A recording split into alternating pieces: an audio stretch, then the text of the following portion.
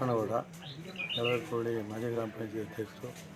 ಈ ದಿನ ದಳವೇಕೋಳಿ ಎತ್ತುವರೆಗೆ ಮಗನಿಂದಲೇ ತಂದೆಯ ಒಂದು ಹತ್ಯೆಯಾಗಿದೆ ಅಂತ ಮಾಹಿತಿ ತಿಳಿದು ನಾನು ಸದಾ ಈ ಸ್ಥಳದಲ್ಲಿ ಇದ್ದೀನಿ.